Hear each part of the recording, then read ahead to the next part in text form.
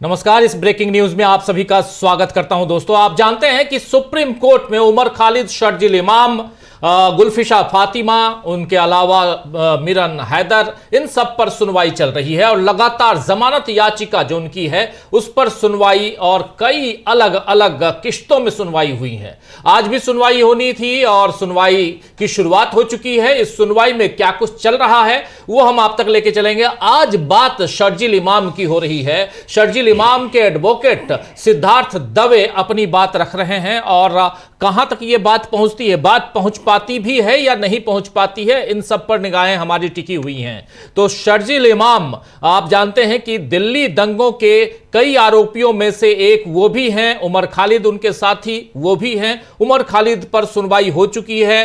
कपिल सिब्बल ने उमर खालिद पर अपनी बात रखी थी और गुलफिशा फातिमा पर भी सुनवाई हुई, जिन पर अभिषेक मनु सिंघवी ने अपनी बात रखी थी। आज शर्जील इमाम पर सिद्धार्थ दवे अपनी बात रख रहे हैं और सिद्धार्थ दवे को कितना मौका मिलता है, क्या होता है, इन सब पर हमारी निगाहें टिकी हुई हैं। हमारे साथी समीर आत्मज मिश्र जी हमारे साथ जुड़े हुए हैं। समीर जी, आपका स्वागत करना चाहता हूं इस कार्यक्रम में।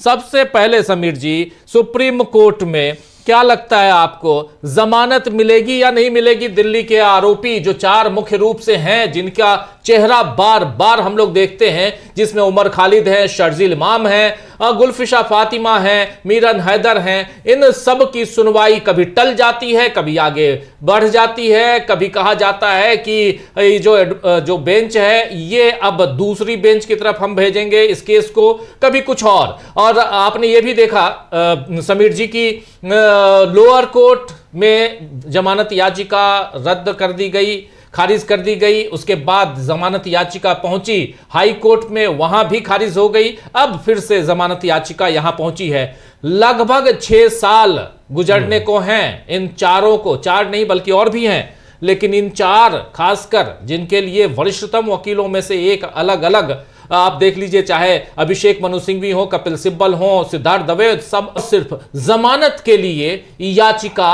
लगाए हुए बैठे हैं। अभी तो पिटीशन आगे की अलग होगी, यहां सुनवाई जो होगी, यानी जो केस है उस पर मुख्य रूप से सुनवाई अभी होना बाकी है और इसमें मिनिमम सजा, कल मुझे ध्यान आ रहा है परसों जब सुनवाई चल रही थी, कपिल सिब्बल ने कहा था कि मिलॉर्ड मिनिमम सजा है 3 साल और मैक्सिमम सजा है 7 साल, लेकिन 3 साल यहां नहीं बल्कि 6वें साल में ऑलरेडी प्रवेश कर चुका है मेरा क्लाइंट, और आप कर क्या रहे हैं? तो क्या लगता है आपको, सुनवाई में आखिर इतनी देरी या इस ढंग से, इसके पीछे क्या कारण हो सकता है? अब ये सही कह रहे हैं आप राजीव जी। जिस तरीके से शुरू में लग रहा था कि सुप्रीम कोर्ट में ये मामला पहुंचा है, तो सुप्रीम कोर्ट शायद तमाम जो चीज़ें हैं, परिस्थितियां हैं, और जो बार बार सुप्रीम कोर्ट ये याद दिलाता है कानून के सिद्धांत को कि यहाँ पर बेल मिलनी चाहिए, ज़मानत मिलनी चाहिए, व्यक्ति का अधिकार है और जेल अपवाद है।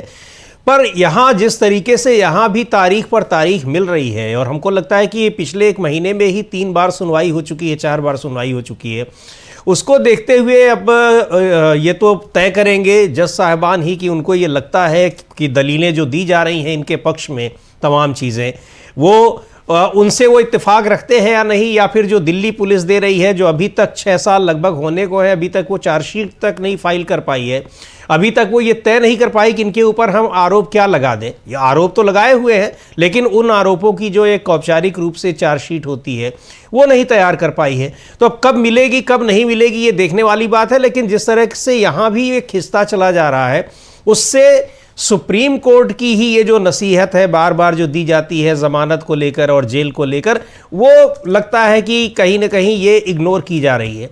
और एक आज की जो जब ये सुनवाई चल रही थी तो उसमें एक बहुत दिलचस्प वाक़या आया कि पूछा जजेस ने, जस्टिस कुमार ने शायद पूछा कि ये इनका स्थायी पता क्या है। तो कहा तो सिद्धार्थ दवे ने, जो शर्जील इमाम की ओर से वकील हैं, कि इनका स्थायी पता तिहाड़ जेल है, और उसको मजाकिया लहजे में कहा। लेकिन ये देखिए कि उसमें सच्चाई तलखी कितनी है, तंज कितना है कि 6 साल लगभग होने को है अभी तक जब वो तिहाड़ जेल में ही है, उनके ऊपर कौन सा मुकदमा चलेगा, ट्रायल कब शुरू होगा, ये तक नहीं पता है। तो यही स्थायी पता उनका मान लिया जाए। बिल्कुल बिल्कुल आपको बता दूं दोस्तों कि सुनवाई शुरू हो गई है और सुनवाई में सबसे पहले सिद्धार्थ दवे खड़े हुए हैं और सिद्धार्थ दवे ने कहा है कि मुझे, उनसे पूछा गया, जजेस ने पूछा, बेंच 2 जजों की बेंच है, जस्टिस अरविंद कुमार हैं और जस्टिस एनवी अंजारिया हैं, दोनों जजों ने पूछा कि आपको कितना समय चाहिए। तो इस पर सिद्धार्थ दवे जो शर्जील इमाम के लिए खड़े हुए हैं, शर्जील इमाम के लिए खड़े हुए सिद्धार्थ दवे ने कहा कि मुझे 1 घंटा का वक्त चाहिए। इस पर अरविंद कुमार, जस्टिस अरविंद कुमार ने कहा कि हम आधा घंटा मान लो, आधा घंटा आपको देंगे या छोड़ दो, आधा घंटा आपको देंगे, उससे ज्यादा नहीं, हम उससे ज्यादा नहीं देंगे। ये बात यहां पे आई तो इस पर फिर इन्होंने कहा कि नहीं, मुझे 1 घंटा चाहिए। अब 1 घंटा आधे घंटे की बात आती है तो इसके बाद में यहां एएसजी जो हैं, ASG Raju, associate additional solicitor general Raju खड़े होते हैं, बोलते हैं कि मुझे भी समय चाहिए होगा, मैं भी अपनी बात रखना चाहता हूं और मुझे भी कम से कम 1 घंटे का समय चाहिए। इस पर इन्होंने अरविंद कुमार ने कहा कि ज्यादा समय मैं आज तो नहीं दे पाऊंगा, आज रहने देते हैं। तो इसके बाद फिर उन्होंने, लेकिन अरविंद कुमार ने पूछा, जस्टिस अरविंद कुमार ने, कि मुझे दोनों का स्थायी पता चाहिए, जिसका जिक्र अभी आप कर रहे थे समीर जी, कि दोनों मतलब शर्जील इमाम, उमर खालिद, इनका स्थायी पता चाहिए। तो इस पर दवे ने कहा, सिद्धार्थ दवे ने, कि इनका स्थायी पता तो मिलॉर्ड, मजाकिया लहजे में सही, लेकिन स्थायी पता तो आज की तारीख में तिहाड़ जेल ही है, तिहाड़ में ही रह रहे हैं पिछले लगभग 6 साल से।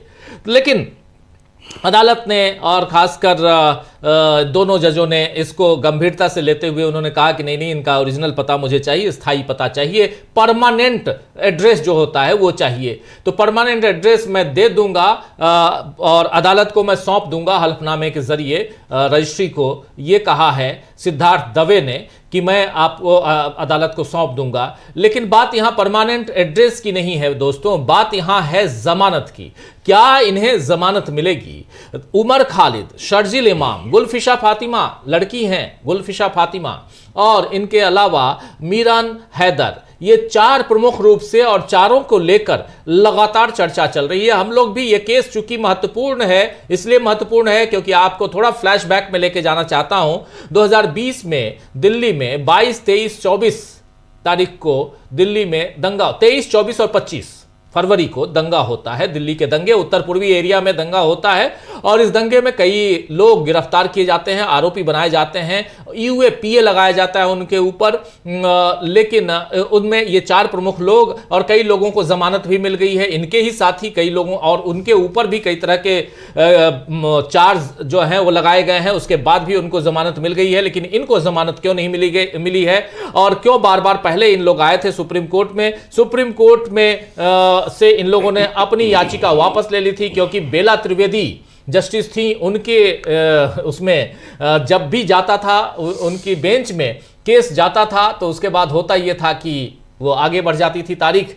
तो फाइनली कपिल सिब्बल ने, अभिषेक मनु सिंघवी ने, इन लोगों ने अपने इस केस को ही विड्रॉ कर लिया था। 2022 की बात बता रहा हूं दोस्तों, और हम अभी आज की तारीख में 2025 में हैं, जो बीत रहा है। तारीख है आज 3 दिसंबर, देश के प्रथम राष्ट्रपति राजेंद्र प्रसाद का आज जन्मदिन है। तो राजेंद्र बाबू को याद करते हुए और महात्मा गांधी को याद कीजिए तो और भी बहुत सारी बातें याद आती हैं, और अंबेडकर साहब को याद कीजिए तो हमारा संविधान भी सामने आ जाता है।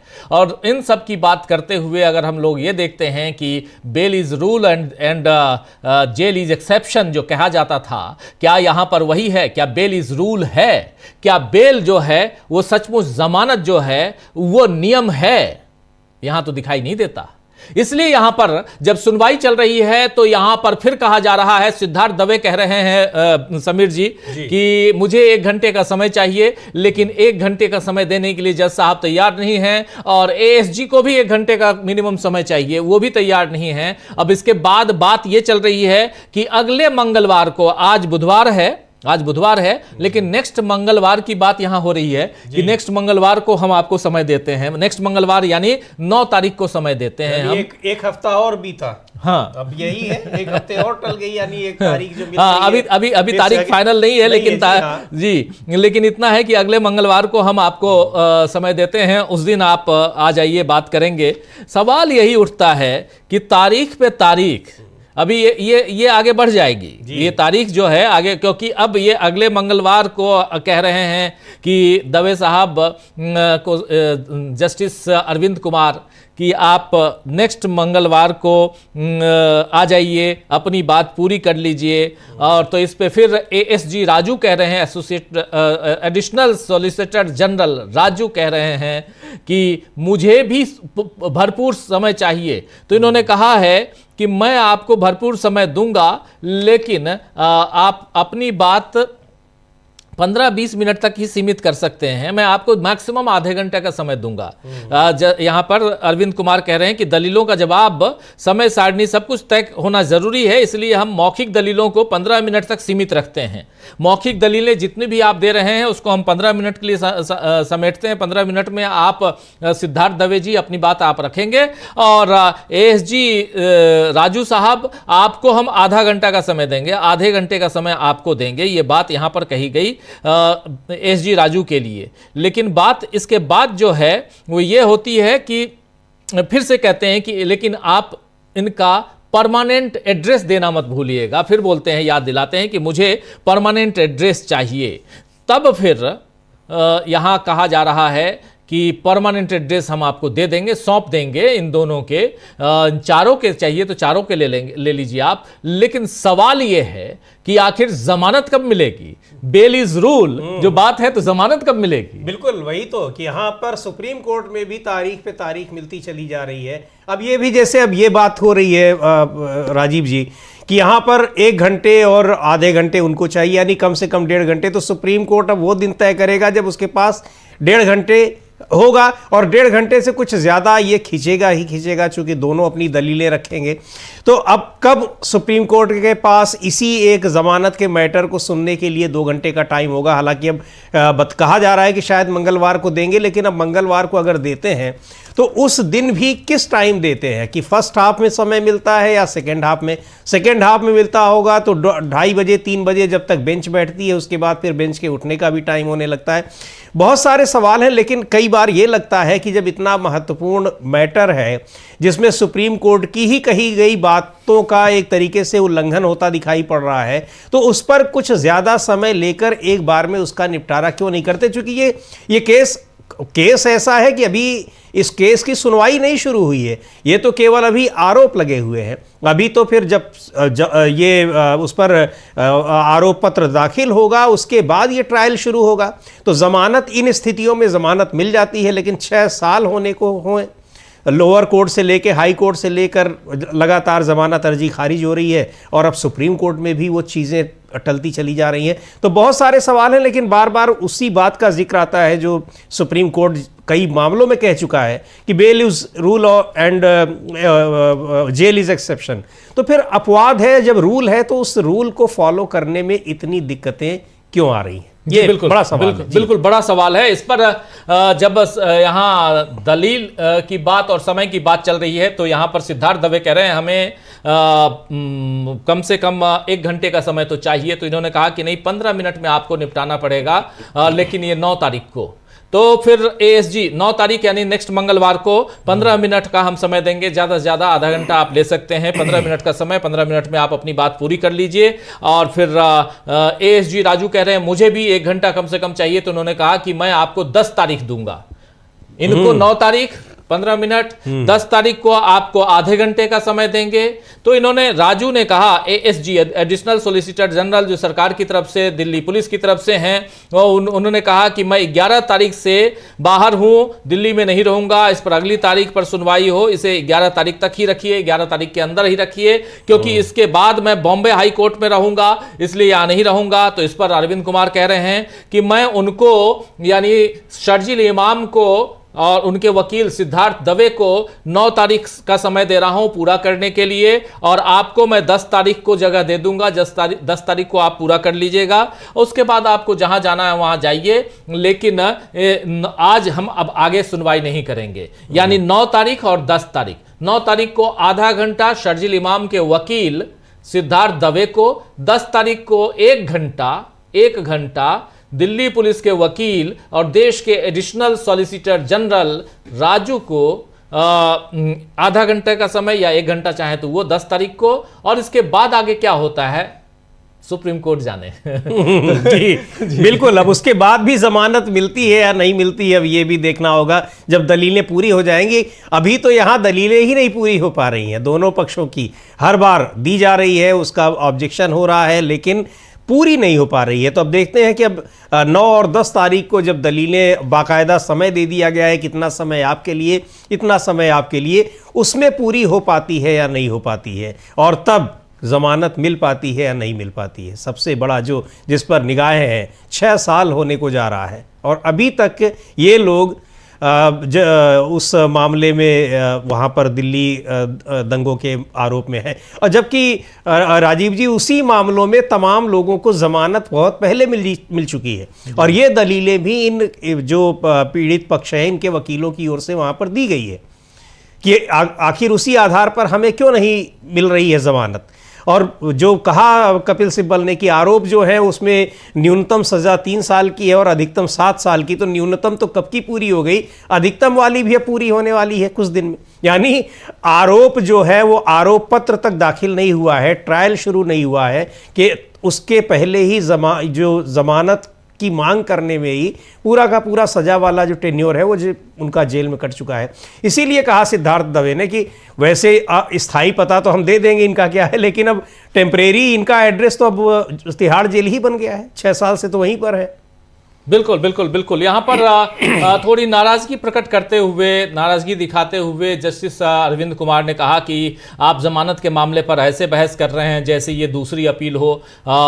ये शर्जील इमाम के वकील को कह रहे थे, सिद्धार्थ दवे को कह रहे थे कि आप जमानत के मामले पर ऐसे बहस कर रहे हैं, इस ढंग से आप आर्ग्यू कर रहे हैं जैसे ये दूसरी अपील हो और आपका ये सेकेंड अपील है ऐसा। और इसके बाद वो आदेश देते हैं, ऑर्डर करते हैं कि दोनों पक्षों ने पर्याप्त रूप से तर्क प्रस्तुत कर दिए हैं। हमारा मानना है कि समय सारिणी निर्धारित की जानी चाहिए, मौखिक बहस प्रत्येक पक्ष के लिए 15 मिनट से ज्यादा नहीं होनी चाहिए और एडिशनल सॉलिसिटर जनरल यानी अतिरिक्त सॉलिसिटर जनरल द्वारा स्पष्टीकरण के लिए 30 मिनट से अधिक नहीं होना चाहिए। ये ऑर्डर वो लिखवा रहे हैं कि ये होना चाहिए 30 मिनट का समय, हम 15 मिनट का समय हम मौखिक बहस के लिए हर पक्ष को देंगे और उस पर एडिशनल सॉलिसिटर जनरल को जवाब के लिए 30 मिनट का एक्स्ट्रा समय मिलेगा। तो ये हर सबको 15-15 मिनट, एडिशनल सॉलिसिटर जनरल को जवाब के लिए 30 मिनट का समय मिलेगा, ये बताया जा रहा है। यानी कुल मिलाकर बात यही है कि आज ये सुनवाई अब खत्म हो गई, जिसकी शुरुआत ही नहीं हुई वो खत्म हो गई। अब तारीख दे दी गई है 9 तारीख को। बचाव पक्ष जो है यानी शर्जील इमाम का, उमर खालिद का, गुलफिशा फातिमा का या मिरन हैदर का, इन सब का जो पक्ष है वो 15-15 मिनट में अपनी बात रखेगा। लगभग सब लोग बात रख चुके हैं, सिर्फ शर्जील इमाम की तरफ से अपनी बात रखनी थी, मिरन हैदर की तरफ से बात रखनी थी। ये बात 9 तारीख को रखी जाएगी यानी मंगलवार को, नेक्स्ट मंगलवार को। और बुधवार 10 तारीख को एडिशनल सॉलिसिटर जनरल राजू अपनी बात रखेंगे और राजू आधे घंटे में अपनी बात पूरी करेंगे। इसके बाद सुप्रीम कोर्ट के ये दोनों बेंच के जो जजेज हैं, दो बेंच, इस एक बेंच 2 जजेज, इस बेंच में 2 जजेस कौन कौन हैं ये भी बता दे रहा हूं, जस्टिस अरविंद कुमार और जस्टिस NV अंजारिया।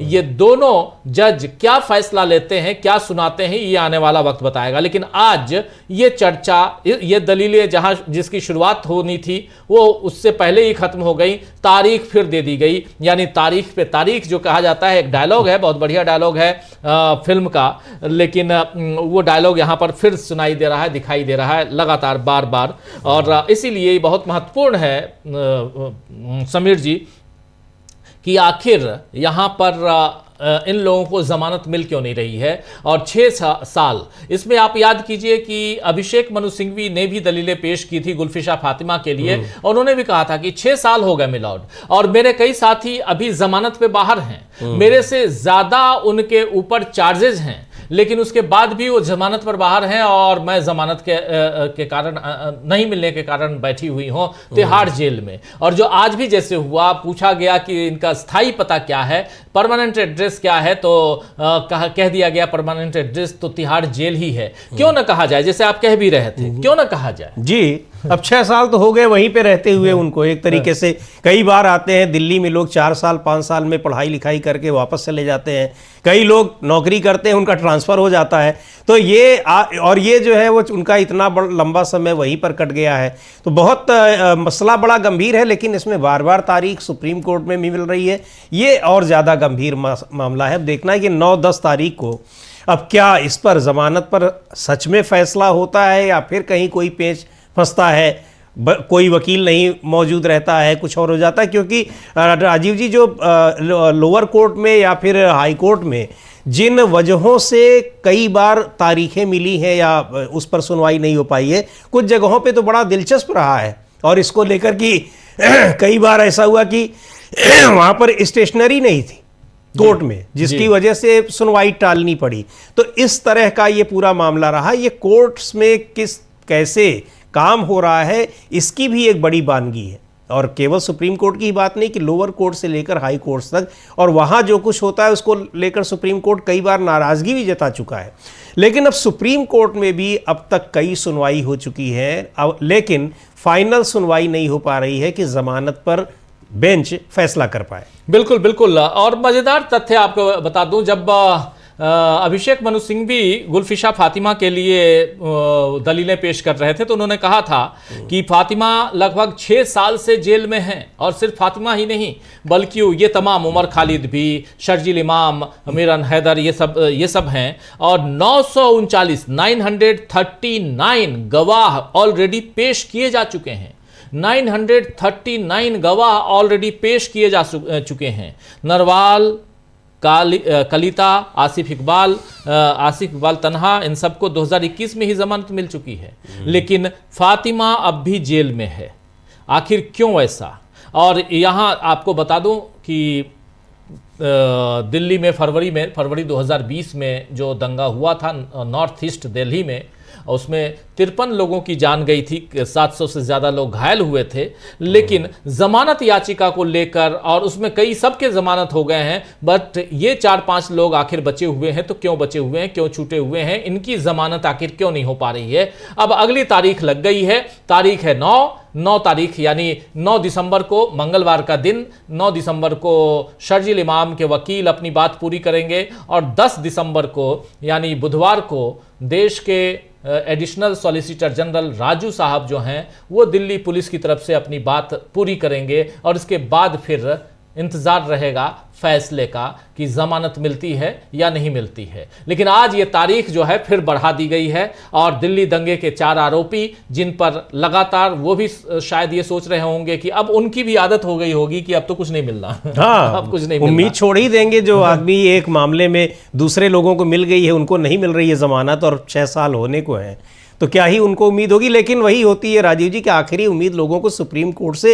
रहती है। कोर्ट में भले ही और जगहों से खारिज हो जाए, और जिस तरह की वो दलीलें दे रहे हैं कि वहाँ पर ये उमर खालिद या फिर शर्जील इमाम की, वो तो उस समय दंगों के वक्त दिल्ली में थे भी नहीं, जो बड़ी मजबूत दलील है। इसके अलावा भी कि पुराने भाषणों का जिक्र करके उनको इस मामले में उनके खिलाफ आरोप लगाया गया है। बहुत सी चीज़ें हैं, लेकिन अब ये फैसला तो जजेस को ही लेना है, और जब जजेस पूरी सुनवाई पूरी होने के बाद वो इससे कितना सहमत होते हैं, कितना नहीं होते हैं।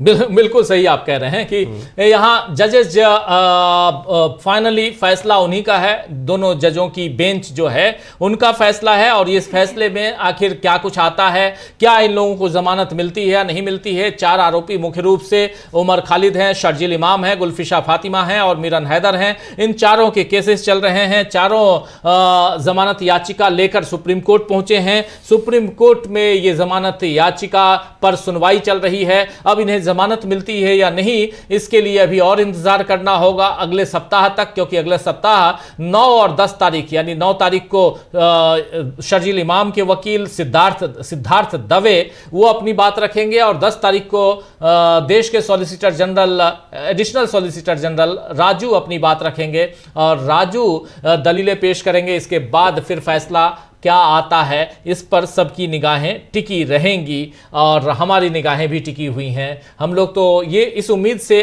बैठे थे इस कार्यक्रम को लेकर कि चर्चा सुनवाई अभी लंबी चलेगी, लेकिन सुनवाई 5 मिनट में खत्म हो गई। चलिए इस कार्यक्रम को भी अब हम खत्म करने की इजाजत चाहते हैं। बहुत बहुत शुक्रिया समीर जी आपका और बहुत बहुत शुक्रिया आप तमाम साथियों। शाम को न्यूज़ पॉइंट में मुलाकात होगी शाम 7 बजे। जो साथी देखते हैं प्रोग्राम को जरूर आया कीजिए, जो नहीं देखते हैं इस कार्यक्रम में जुड़े हैं आपसे भी गुजारिश है, आग्रह है कि आइए शाम 7 बजे मेरा कार्यक्रम न्यूज़ पॉइंट देखिए और उससे पहले 5 बजे, शाम 5 बजे हमारी सहयोगी बुशरा खानम का कार्यक्रम नज़र और नज़रिया देखना मत भूलिए, वो भी बहुत ही शानदार प्रोग्राम। और फिर 7 बजे मेरा प्रोग्राम दिन भर की गतिविधियों पर। और दिन भर की गतिविधियों पर की बात अगर करें तो राजनाथ सिंह को आखिर क्यों नेहरू जी याद आने लगे हैं, जवाहरलाल नेहरू की याद क्यों आने लगी राजनाथ सिंह देश के रक्षा मंत्री को, चर्चा करेंगे शाम को 7 बजे। इस कार्यक्रम को यहीं समाप्त करने की इजाजत चाहता हूं। नमस्कार।